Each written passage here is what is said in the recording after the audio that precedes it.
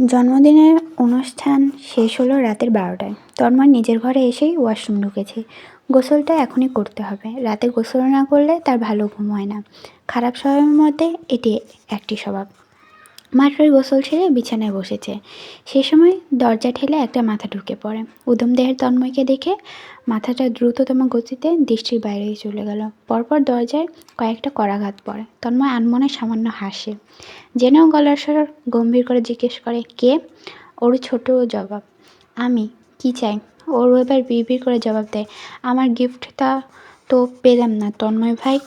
তন্ময় উঠে দাঁড়ায়, কাভার থেকে একটি টি শার্ট কোনো রকমে গায়ে জড়িয়ে নিয়ে বলে, ভেতরে। ওরু যেন অনুমতির অপেক্ষাতেই ছিল। অনুমতি পেতেই তড়িঘড়ি করে ঢুকলো। ওর পরনে এখনও লাল রঙের প্রিন্সেস ক্রাউন, মাথায় ক্রিস্টালের ক্রাউন, দু হাতে লাল রঙের গ্লাভস। শ্বাসটা বেশ ইউরোপিয়ান ভাব দিচ্ছে।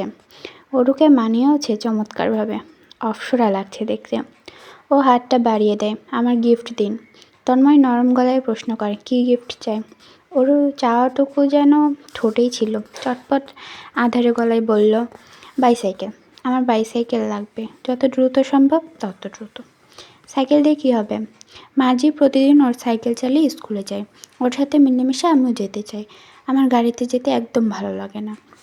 তন্ময় দীর্ঘশ্বাস ফেলল। খুব চঞ্চল মেয়েও সাইকেল নিয়ে দেওয়াটা কি ঠিক হবে? যদি দুর্ঘটনা ঘটিয়ে বসে? তন্ময় চিন্তিত হলেও ওর মুখের ভাসমান আকাঙ্ক্ষা ভাঙতে পারল না। নিজের কাছে হার মেনে বলল, আচ্ছা এনে দেব। তন্ময় যেহেতু বলেছে তার মানে এনে দেবে, এতটুকু বিশ্বাস আছে ওর। খুশিতে ও দিক বিদিক শূন্য হয়ে ছুটে বেরিয়ে গেল। তন্ময় হাতে তুলে নিল সেলফোনটা। কাজের চাপে পড়ে সে সাইকেলের ব্যাপারটা ভুলে যেতে পারে। এখনই অর্ডার করে ফেলা যাক। অনলাইনে পরিচিত কয়েকটা বাইসাইকেলের পেজ ঘুরে বেড়ালো সে। মেয়ে মানুষ উজ্জ্বল রঙে সব পছন্দ করে, যেমন পিঙ্ক, ইয়েলো। কিন্তু তন্ময় কালো সাদার মিশেলের একটা সাইকেল পছন্দ করে বসেছে। তার মনে হলো এই সাইকেলটাই বসলে ওরুকে ভালো লাগবে। ব্যাস, তখনই অগ্রিম পেমেন্ট করে অর্ডার দিয়ে ফেলেছে। পরশুর মধ্যে চলে আসবে।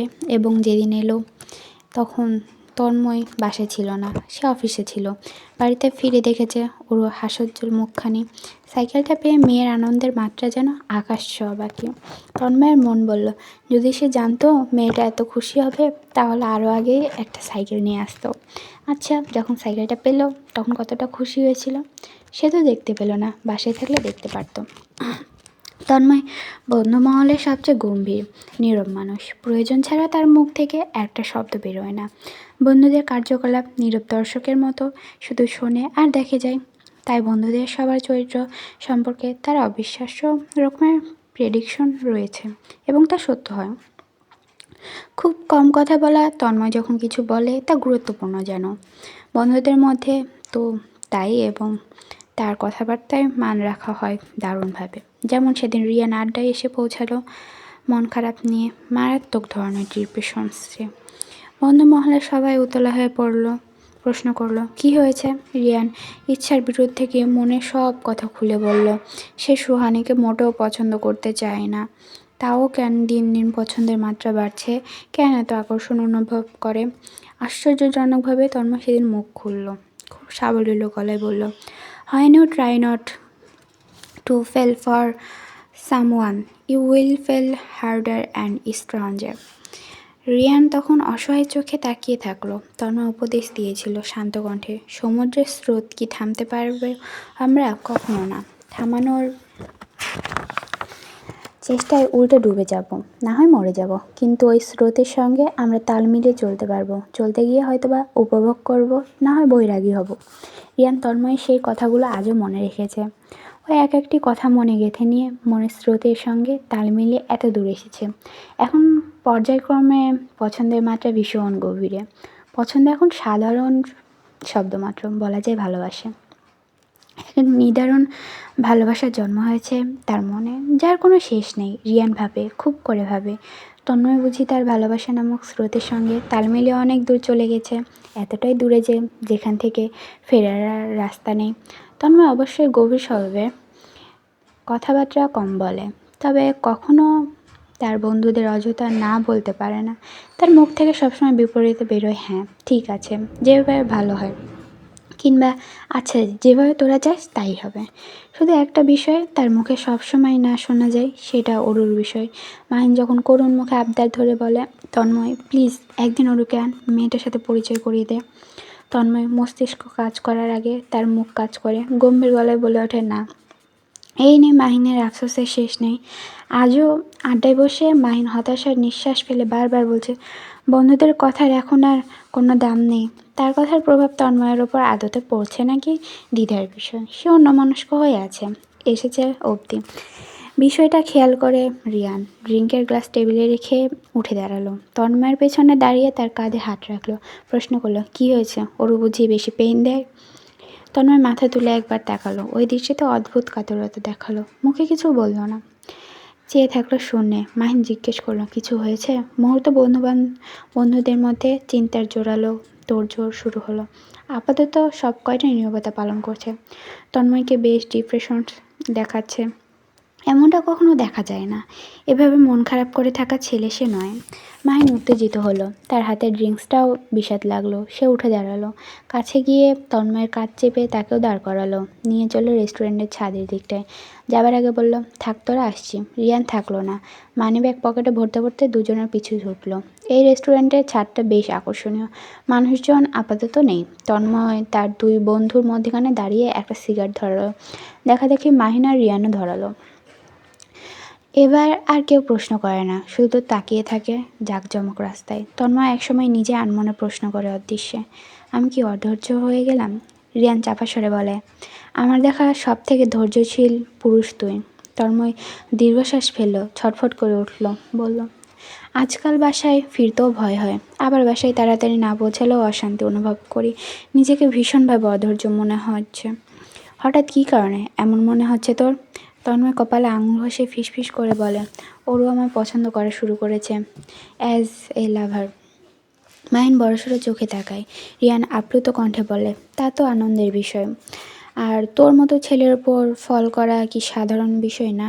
আচ্ছা বুঝতেছিস কিভাবে ওরু তোকে পছন্দ করছে? মাহিন তেরা চোখে তাকাই রিয়ানের দিকে, যেন গাধার মতো কথা বলছে। ধমকের সুরে বলে, গাধে নাকি তুই, নাকি বলদ? ওরুকে হাতে পিঠে চড়িয়ে বড় করলো, তো বুঝবে না তো কে বুঝবে? তুই? আচমকা তন্ময় হেসে ওঠে। হাসির শব্দে চমকায় মাহিন। তন্ময় হাসতে হাসতে তাকালো বন্ধুদের দিকে, হেসে হেসেই বলল, আমি বাড়িতে থাকলে ও আমার চারপাশেই ঘুরে।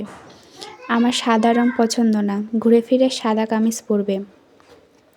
ডাইনিংয়ে খেতে বসলেও ঘুরে ফিরে আমাকেই দেখবে। ইদানিং ভীষণ সাজগোজ করে থাকতে চায়। ভাব, সাত সকাল যাকে ঘুম থেকে ওঠানো দুষ্কর, ওই মেয়ে কাজল পরে সকাল সকাল সামনে এসে দাঁড়ায়।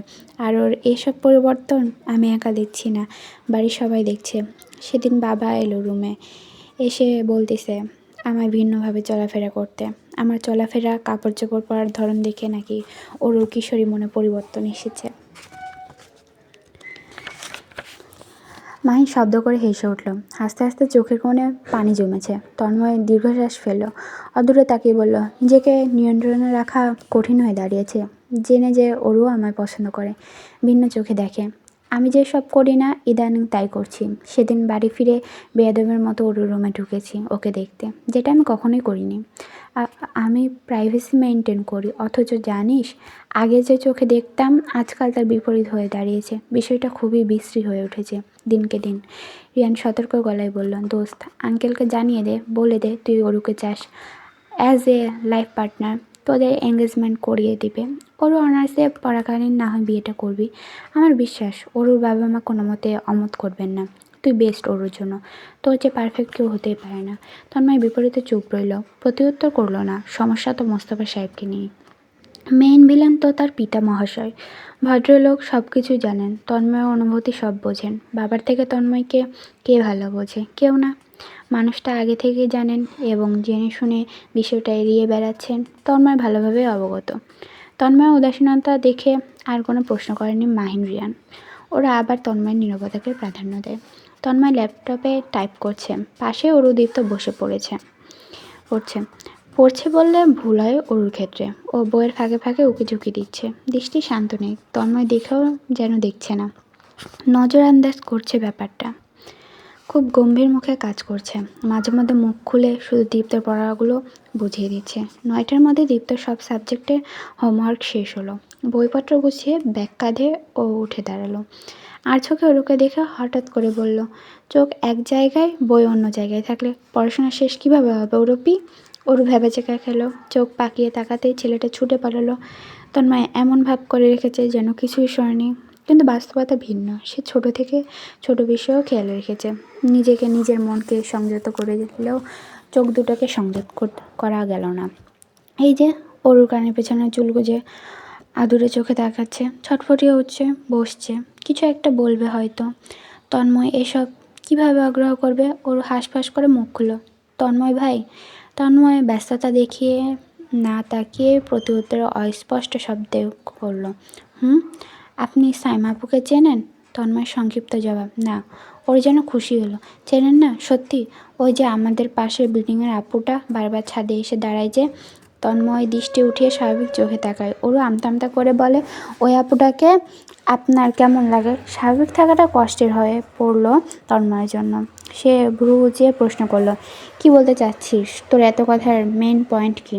ওরও মুখ গোমরা করে বলে, আপুটা ভালো না জানেন, কেমন যেন আপনার দিকে বাজে চোখে তাকাই, খেয়াল করেননি বুঝি? সেদিন দেখলেন না বিকালে কেমন করছিল? আর আজ তো আমায় ডেকে বলল আপনার নাম্বার দিতে। কত বড় সাহস ভাবুন। তুই দিয়েছিস? ওর দ্রুত বলে, না না, আমি কেন দেবো? কখনো দেব না। পাগল নাকি? মাথা খারাপ? আমাকে চেনে? শেষের দিকে এরকম বিড়বিড় করেই বলল। তন্ময় আনমনে নরম গলায় বলল, গুড, ভেরি গুড। আড়ালে তন্ময় সামান্য হাসেও। ওরও পুনরায় হাঁসফাঁস করছে। ঘড়ির কাঁটা 10টায় যেতে তন্ময় উঠে দাঁড়ালো, ল্যাপটপ গুছিয়ে ফেললো, সেগুলো টেবিলে রেখে পিছু ফিরে দেখলো ওরও তখনও বসে, যেন এখানেই থাকবে। তন্ময় ডান ভ্রু তুলতেই অরু নিঃশব্দে মুখ বাঁকালো, ধীরে সুস্থে উঠে দাঁড়ালো, বইপত্র বুকে জড়িয়ে যাওয়ার জন্য রওনা হলো। তবে যাই না অবস্থা। দরজার কাছটায় গিয়ে ফিরে তাকালো, ঘুরে দাঁড়ালো, বিড়বিড় করে জিজ্ঞেস করলো, তন্ময় ভাই, আপনার কেমন মেয়ে পছন্দ? তন্ময় মুখ গম্ভীর রাখার চেষ্টা করে। এই গম্ভীর মুখ দেখে ওরও ভয় পায়, দ্রুত পায়ে ছুটে পালায়। তন্ময়ের অধর জুড়ে হাসির বিচরণ। বেশ খানিকক্ষণ দাঁড়িয়ে এসে বোকার মতো মুচকি হাসে, হেঁটে গিয়ে দাঁড়ায় বারান্দায়। বাতাস ঠান্ডা, একটা সিগারেট অজান্তেই ধরিয়ে বসে। সেদিনটা ছিল শুক্রবার, সারা দিনটা ছিল মেঘলা, বেশ রাত করে ঝুম বৃষ্টি নামে।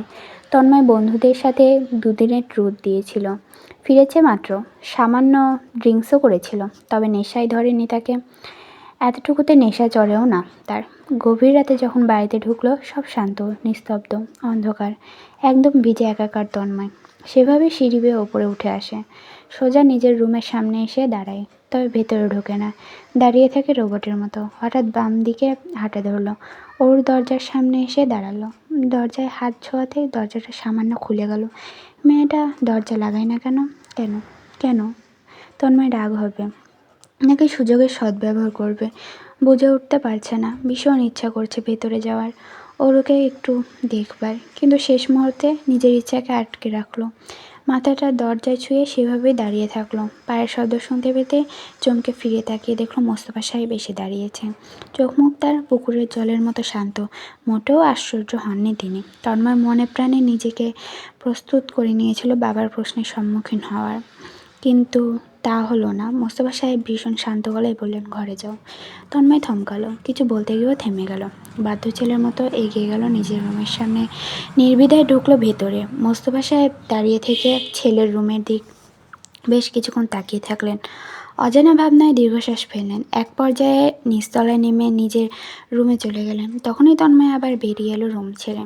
আর এক মুহূর্ত সময় অপচয় করে না, সোজা গিয়ে ঢোকে অরুর ঘরে। ওকে দুদিন না দেখে সে তৃষ্ণাক্ত রীতিমতো। সকালে অপেক্ষা তাকে দিয়ে হবে না, সম্ভব নয়। অরুর ঘরের জানালা খোলা, এসি বন্ধ, ফ্যান ভু ভু শব্দে চলছে, বাতাসে স্পর্শে পর্দা উঠছে, বৃষ্টির ছিটে ফোঁটা প্রবেশ করছে জানালা দিয়ে। তন্ময় নিজের পেছনে দরজাটা লাগিয়ে পা বাড়ালো বিছানার দিকে। বিছানার পাশে ল্যাম্পের হলদেটে আলোয় অরুর ঘুমোতো মুখটাই স্পষ্ট। মেয়েটা বেঘরে ঘুমাচ্ছে, নিষ্পাপ দেখতে লাগছে। তন্ময় দূরত্ব রেখে দাঁড়িয়ে থাকলো, দেখলো নিখুঁতভাবে। হঠাৎ করেই চোখ চলে গেল ওর পাশে। মুহূর্তে তন্ময়ের ভাবভঙ্গি পরিবর্তন হলো। হাত বাড়ালো ফটাফট। অরুর হাতের মুঠোয় একটি সাদা শার্ট, তন্ময় শার্ট। শার্টটা ধরে পাথরের মতো দাঁড়িয়ে থাকলো। অনুভব করলো সর্বাঙ্গ কাঁপছে থরথর করে, অদ্ভুতভাবে হৃৎপিণ্ড লাফাচ্ছে। অরুর দিকে দ্বিতীয়বার আর তাকানোর সাহস দেখালো না। শার্টটা বিছানায় রেখে দ্রুত কদমে বেরিয়ে এলো। দরজাটা আলতোভাবে লাগাতে ভুলল না। বুধবারে এক ভর দুপুর। শাহজাহান বাড়ির ভেতরটা রোজকারের মতোই হাস্যোজ্জ্বল আর প্রাণবন্ত ছিল। তবে বেশিক্ষণ আর থাকলো কই। হঠাৎ করে মোস্তফা সাহেবের কল পেয়ে তন্ময় বাড়ি ফিরল অবেলায়। তার প্রবেশ করতে দেরি, মোস্তফা সাহেবের ডাক পড়তে দেরি হয়নি। বড্ড গম্ভীর কণ্ঠেই ডেকে নিজের রুমে নিয়ে গেলেন। পিতা পুত্রের মধ্যে আধ ঘন্টা ধরে কী নিয়ে আলাপ আলোচনা হচ্ছে, এমন তো আগে হয়নি। বোধগম্য হচ্ছে না আনোয়ার সাহেবের। তিনি ব্যস্ত কদমে পায়চারি করছেন লিভিং রুম জুড়ে। একটু পরপর দৃষ্টি ফেলছেন দেয়াল ঘড়িতে। এখন 1:12। এতক্ষণ লাগবে কেন? চিন্তায় তার ভ্রুদয়ের মাঝে ভাঁজ পড়েছে শুকনো। ধরফর করছে ভেতরটা। এই বয়সে এসে এত চিন্তা তো নেওয়া যাচ্ছে না। তার বড় ভাই এতটাই গাম্ভীর্যের সাথে তন্ময়কে ডেকে নিয়ে গেছেন যা আনোয়ার সাহেবের বুকের ভেতরটা তীর তীর করে কাঁপছে। কপালে ছোট ছোট ঘাম জমেছে। বড় ভাইকে বড্ড ভয় পান কিনা। সম্মানও তো কম করেন না, ভালোবাসাও তো আছে অনেক। এ সময় সুমিতা বেগম চায়ের কাপটা এগিয়ে ধরলেন। চাটা নাও, গরম মাথায় গরম চা খেলে মেজাজটাও গরম হবে, রেখে দাও, পরে খাবো। সুমিতা বেগম ভেবাচেকা খেলেন যেন। গরম চায়ের সাথে গরম মেজাজের সম্পর্ক কিভাবে হয়? আনোয়ার সাহেব গমগমে গলায় বললেন, তুমি বুঝবে না সুমিতা, ম্যাথমেটিক্সে তুমি দুর্বল। মুহূর্তে থমথমে হয়ে ওঠে সুমিতা বেগমের মুখ। আর আগামাথা না বোঝা তিনি বেকুবের মতো বিড়বিড় করে বললেন, গরম চা আর গরম মেজাজের মধ্যে ম্যাথমেটিক্স কীভাবে গুরুত্বপূর্ণ? অদ্ভুত। দীপ্ত সিঁড়ি বেয়ে নামছে, গাইছে একটি ইংরেজি গান, সম্ভবত লাভ সং। ওই সাহেবেরও মেজাজটা খারাপ হলো।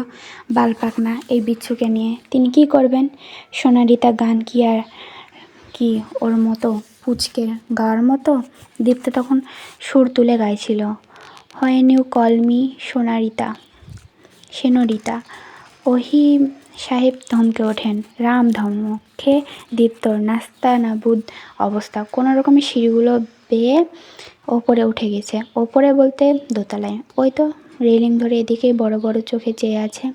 ওই সাহেব হাতের ঘড়িতে দৃষ্টি ঘুরিয়ে ফিরিয়ে হাঁসফাঁস করে ওঠেন। জবেদা বেগমের দিকে তাকিয়ে বলেন, 30 মিনিটস। এতক্ষণ ধরে নিশ্চয়ই মধু নিয়ে আলোচনা হচ্ছে না? Serious matter. ভাবি, আপনি কি কিছু জানেন? জবেদা বেগম নিজেই চিন্তিত। ধুকপুক করছে তার ভেতরটা।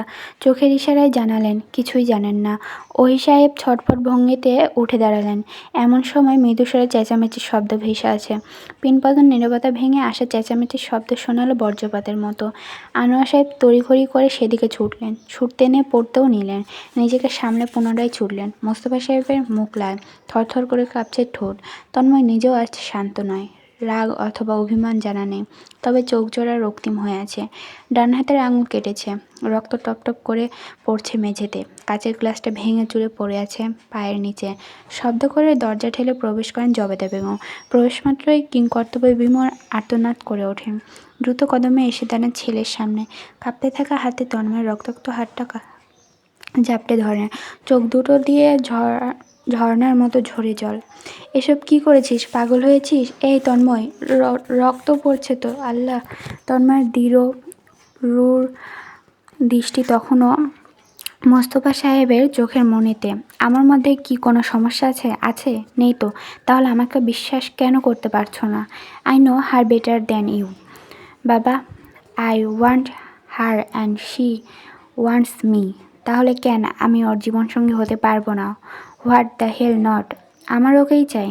আমি ছাড়া ওর জীবনে আর কেউ আসতে পারবে না। আমি দেব না। মোস্তফা সাহেব আশ্চর্য হয়ে গেলেন। ঘন ঘন শ্বাস ফেললেন রোগীর মতো। তিনি আঙুল তুলে স্ত্রীর উদ্দেশ্যে বললেন, তোমার ছেলে আমার সাজানো পরিবার ভাঙার জন্য উঠে পড়ে লেগেছে। ওকে বলো আমাদের পরিবারের ওপর নজর না ফেলতে। ও চাচ্ছে এই পরিবার ভেঙে যাক, আমার ভাইয়েরা আলাদা হোক। এটা আমি কখনোই হতে দিব না, কখনো না। জবেদা বেগম তখন আতঙ্কিত গলায় চেঁচিয়ে ওঠেন, হয়েছে কি? কী নিয়ে কথা বলছেন? মোস্তফা সাহেব ক্লান্ত হন। কোনো রকম বলেন, তোমার ছেলে ওরুকে বিয়ে করতে চায়, ওই ছোট মেয়েটাকে, যাকে সাবিয়ার সমান ভালোবেসে বড় করেছি, নিজের মেয়ের মতো। ছোট থেকে ভাই বোনের সম্পর্ক ওদের। আর আর কমপক্ষে ও ওর 10 বছরের বড়, 10 বছর। ছেলে খেলা নাকি? এইসব ভাবে কীভাবে ও? আমাদের এই সুন্দর পরিবারের কি হবে এগুলো জানাজানি হলে? হ্যাঁ। কিছুক্ষণ আশ্চর্যে বাকরুদ্ধ হয়ে দাঁড়িয়ে থাকেন জবেদা বেগম। এরপর তাকান ছেলের মুখের দিকে। বেশ কিছুক্ষণ চুপ থাকেন। এতে মোস্তফা সাহেবের রাগান্বিত মন সন্তুষ্ট হয়। ভাবেন হয়তোবা স্ত্রী তার কথায় একমত। তন্ময় তখনও নির্লিপ্ত মুখে শুধু চেয়ে আছে। জবেদা বেগম বড় করে শ্বাস টেনে নেন, মিহি কণ্ঠে বলে, ছেলের বউ নিজের মেয়ের মতনই। আপন মেয়ে তো নয়। চাচাতো ভাই বোনের কি বিয়ে হয় না? একসাথে বড় হয়েছে তো কি হয়েছে? ছেলে মেয়ে দুজন দুজনকে যেহেতু পছন্দ করে, এর থেকে গুরুত্বপূর্ণ আর কি? এমন তো নয় যে শুধু আমার ছেলেই পছন্দ করে বসে আছে। ওরও তো বেশ পছন্দ করে তন্ময়কে। তুমি কি দেখো না ওর চালচলন? আমার ছেলের থেকে ভালো জীবনসঙ্গী ওর জন্য এই পৃথিবীতেই নেই। ঘরের মেয়েটা ঘরেই থাকবে সারা জীবন। আমি কোনো আপত্তির কারণ দেখছি না তন্ময়ের বাবা। জবেদা, ধমকে ওঠেন মোস্তফা সাহেব। তুমি কি বুঝতে পারছো কি বলছো? আমার এই পরিবার, আমার এত বছরের স্বপ্নের পরিবার ভেঙে যাবে এই সাধারণ একটা কারণে। ছেলে মানুষের চিন্তাভাবনা পাশে রাখো, শুধু নিজেদের কথা ভাবছো। ব্যাপারটা জানাজানি হলে আদতেও আনোয়ার কিংবা সুমিতার ভালো লাগবে নাকি? ভেবে দেখেছো কতটা লজ্জাজনক পরিস্থিতির সৃষ্টি হবে বাড়ির মধ্যে? ভেবেছো? আরও বাচ্চারা আছে জবেদা। হয়তো আনোয়ার আমার মুখের কথা ফেলতে না পেরে এই বিষয়টা মেনে নিল। তারপর কি হবে যদি ভবিষ্যতে ওদের মধ্যে সমস্যা হয়? এই বয়সের ব্যবধানের কারণে যদি ওদের সম্পর্কে ভাঙন ধরে, তখন শুধু ওদের নয়, আমাদের পরিবারের মধ্যেও ধরবে। অনেক অনেক সমস্যা আছে ভেবেচিন্তে। জবেদা বেগম অবাকের চূড়ান্ত যেন। এই চেনো তুমি আমাদের ছেলেকে? আমি এই বিষয়ে আমার বাড়িতে আর একটা শব্দ শুনতে চাই না। তোমার ছেলেকে বলো আমার বাড়িতে থাকতে হলে আমার মতামত মেনে থাকতে হবে। তন্ময় নির্বিকার গলায় বলেন, থাকবো না। আপনার মতামত আমি মানতে পারবো না। আর এই বাড়িতেও থাকবো না। এই বাড়িতে আমি শাহজাহান তন্ময় সেদিনই ফিরবো যেদিন অরুকে আমার হাতে তুলে দেবেন। তন্ময় দ্রুত কদমে বেরিয়ে গেল রুম ছেড়ে। একটু দূরেই দাঁড়িয়েছিল আনোয়ার সাহেব, ওহি সাহেব। তন্ময় থামল না, সিঁড়ি বেয়ে উঠে গেল ওপরে। মোস্তফা ক্লান্ত হয়ে বসে পড়লেন চেয়ারে। জবেদা বেগম সামনে দাঁড়িয়ে গলার স্বর যথাসম্ভব নামিয়ে বলতে নেন, ছেলেটা অরুকে সত্যি কথাটুকু শেষ করতেও পারেননি। রাগের মাথায় মোস্তফা সাহেব চাপা কণ্ঠে ধমকে ওঠেন। রাগান্বিত মুখে যা এলো বলে ফেললেন। ওদিকে এত বছরের সংসারে স্বামীর কাছ থেকে কখনো এমন ব্যবহার না পাওয়া জবেদা বেগমের পায়ের নিচ থেকে যেন মাটি সরে গেল। মুখ চেপে ডুকরে কেঁদে ওঠেন। এই তোমার আমার সম্পর্কে ধারণা? এই বুঝলে আমাকে? কি হবে তোমার এই বাড়িতে? আমি আর আমার ছেলে না থাকলে কিছুই হবে না। থাকুন না আপনি আপনার স্বপ্নের পরিবার নিয়ে। এই স্বপ্নের পরিবারের কেউ নয় আমি, আমার ছেলে। কাঁদতে কাঁদতে নিজের লাগেজ গোছাতে ব্যস্ত হয়ে পড়লেন জবেদা বেগম। নিজের বাবার বাড়ি থেকে দেওয়া কাপড় চোপড় ছাড়া আর কিছুই নিলেন না। নামমাত্র কাপড় চোপড় ভরে লাগেজ হাতে বেরিয়ে পড়লেন। মোস্তফা সাহেব তখন একদৃষ্টে চেয়ে আছেন মেঝের রক্তের দিকে। গাঢ় লাল রক্ত। এই রক্ত তার ছেলের, তার তন্ময়ের। বুকের ভেতরটা তার মুচড়ে ওঠে। বাড়ি থেকে ভেসে আসছে ভাই এবং ভাইয়ের স্ত্রীদের আর্তনাদ, হট্টগোল। তন্ময় আর জবেদা বেগমকে থামানো আপ্রাণ চেষ্টা ওদের। মোস্তফা সাহেবের চোখ জোড়া ভিজে ওঠে। এক ফোঁটা জল চোখের কোণ এসে গড়িয়ে পড়ে। ওহি সাহেব দরজায় করাঘাত করছে সমানে। ভাইয়া, ভাবি আর তন্ময় এসব কি করছে? ওরা বাড়ি ছেড়ে চলে যেতে চাচ্ছে কেন? আপনি কেন কিছু বলছেন না? পাথরের মতোই জবাব দিলেন মোস্তফা সাহেব, যেতে দে। থমকে গেল পুরো শাহজাহান বাড়ি। যেন প্রাণ নেই বাড়ির ভেতর। সব কিছু স্তব্ধ, বিমূঢ়। হুটহাট হেঁচকে তুলে মেয়েলি কান্নার স্বর ছাড়া আর কিছুই শোনা গেল না। সাবিয়া দোরগোড়ায় দাঁড়িয়ে সমানে কাঁদছে। কাঁদতে কাঁদতে মেয়েটার মুখ লাল। টেনে ধরে রেখেছে জবেদা বেগমের আঁচল। তন্ময় করুণ গলায় বলে, মা প্লিজ, জেদ করে না, তুমি ভেতরে যাও। জবেদা বেগম অঝরে কাঁদেন, তবু ছাড়বেন না ছেলেকে একা। তোকে একা যেতে দেব? কক্ষনো না। কিভাবে থাকবি? কখনো একা বাইরে থাকতে পেরেছিস? হোম সিক হয়ে পড়েছিস, একা থাকতে পারবি না। তুমি চলে এলে বাবাকে কে দেখবে? অসুস্থ হয়ে পড়বে। সাবিয়ার কথাও তো ভাবা দরকার তোমার।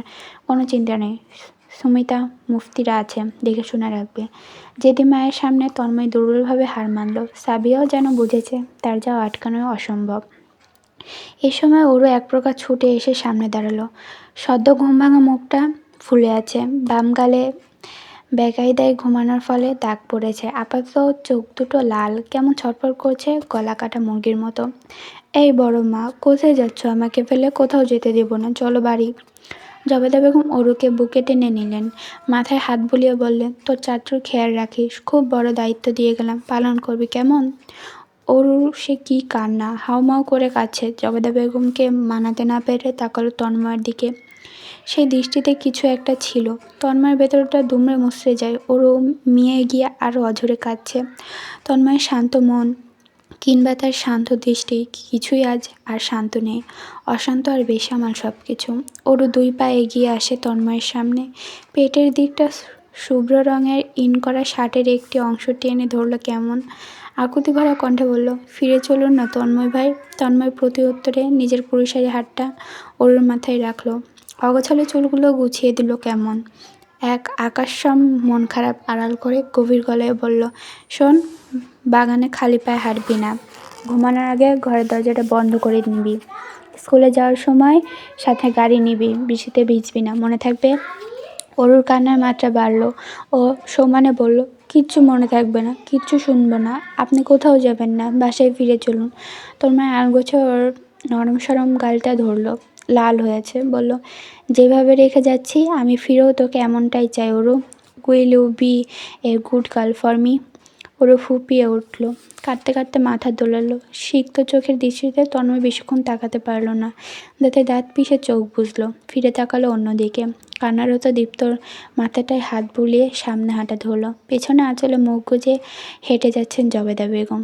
বারান্দার একরকম আড়াল হয়ে দাঁড়িয়েছিল মোস্তফা সাহেব, তার 2 চোখ ভর্তি জল।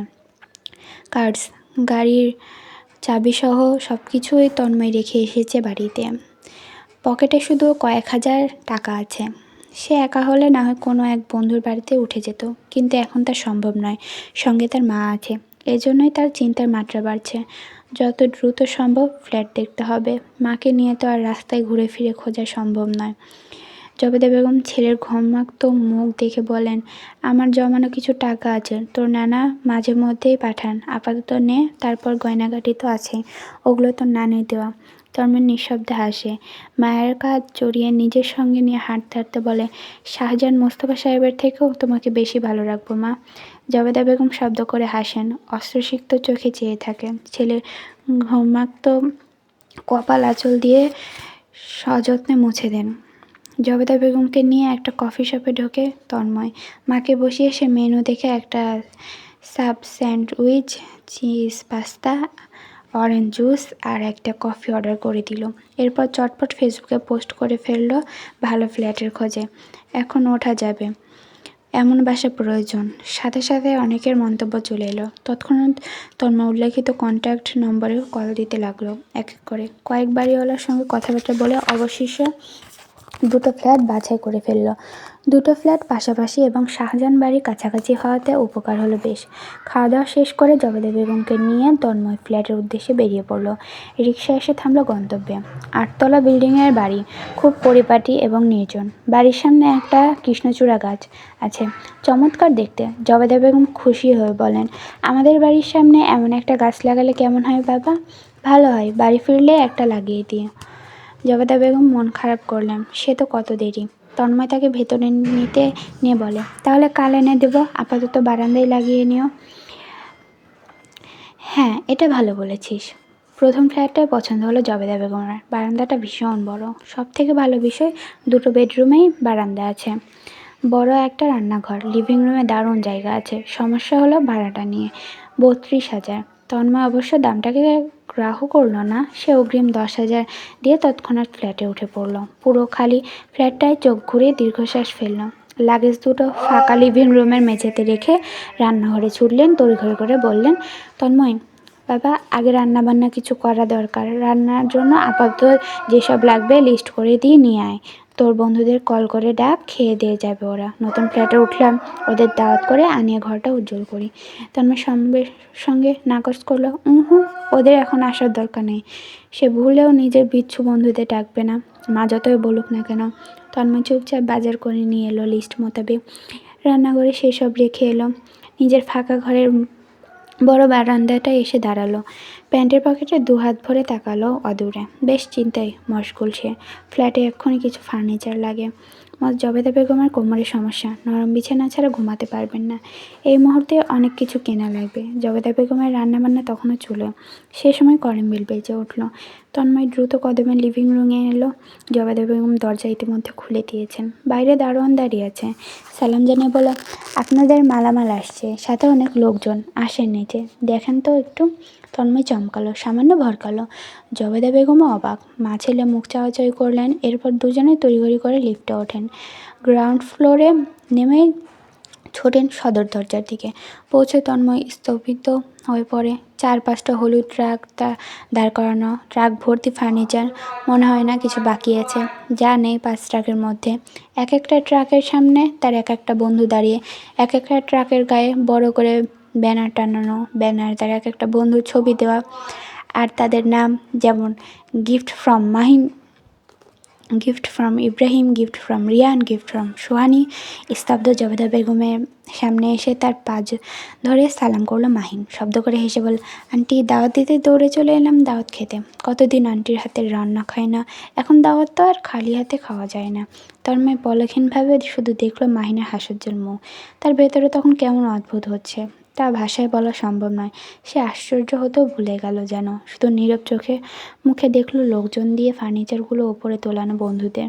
শুভ্র রঙের সব ফার্নিচার, তন্ময়ের পছন্দের রং। অজান্তেই তন্ময়ের চোখ দুটো রক্তিম হয়ে ওঠে। সে আলগোছে অন্যদিকে ফিরে তাকালো। এড়িয়ে নিল তার নিজে ভিজে আসা চোখ দুটো। ফাঁকা ফ্ল্যাটটা 2 ঘন্টার মধ্যে ভর্তি হয়ে গেল এক একটি শুভ্র রঙের মডার্ন ফার্নিচার দিয়ে। তুলতুলে নরম চারপাল্লার সোফাটা দারুণ মানিয়েছে লিভিং রুম জুড়ে। সামনে টি টেবিলের পেছনে বড় একটা দেয়াল টিভি লাগানো। আপাতত মাহিন ক্লান্ত হয়ে হাত পা ছড়িয়ে সোফায় বসে আছে। রিয়ান, ইব্রাহিমরাও ছড়িয়ে বসেছে। সৈয়দ পুরোপুরি ফ্লোরে শুয়েছে। ফ্লোরটা মাত্রই সুহানি মুছে দিয়ে গেছে।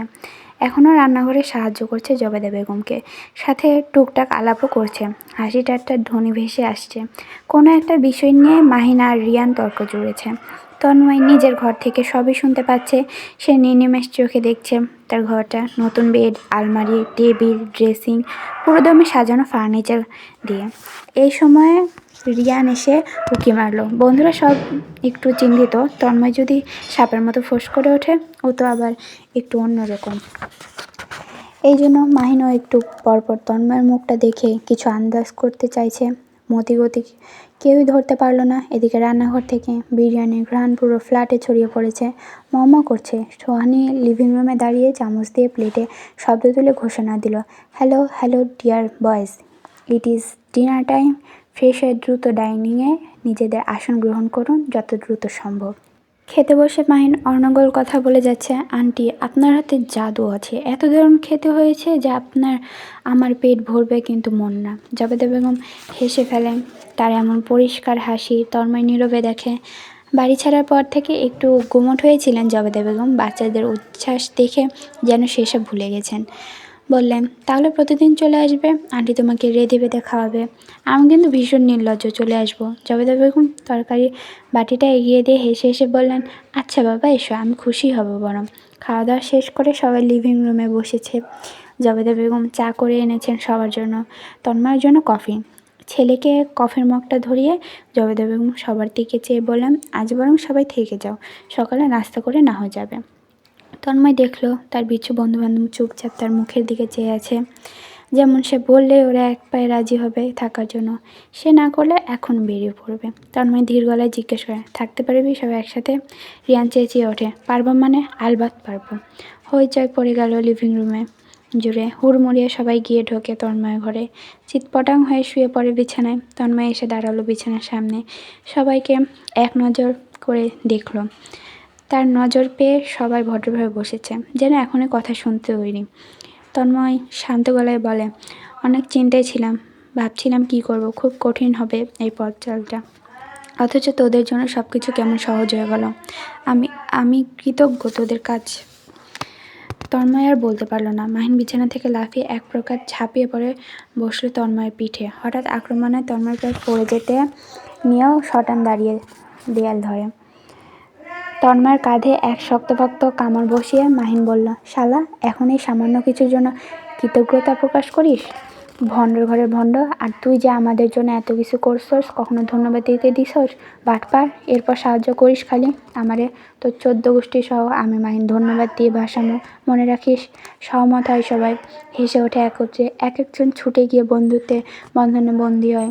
সুহানি তখন মিষ্টির প্লেট হাতে কেবলই দরজার সামনে এসে দাঁড়িয়েছিল। এমন দৃশ্য দেখতে গলা ফাটিয়ে চেঁচালো, আরে আরে, আমাকে ছাড়া কিসের হাত হবে না বিঘ্ন? তন্ময় হাসলো, মাহিনকে ঠেলে জায়গা করে দিল, তারপর হাত বাড়িয়ে শব্দ করে ডাকলো, আই ঢোক। সুহানি এক দৌড়ে ঢুকে পড়লো বন্ধুদের মধ্যে, নিজেদের গ্রুপের ফেমাস গানটি গাইতে গাইতে ঘুরপাক খেতে থাকলো। জবেদা বেগম দুয়ারে দাঁড়িয়ে মুচকি হেসে দেখলেন ছেলে মেয়েদের আনন্দ। তন্ময় বন্ধুদের প্রতি তার মহব্বত আরও গাঢ় হলো। তার ছেলেকে প্রাণোচ্ছল রাখতে জানা এই ছেলে মেয়েগুলো তারও আপন।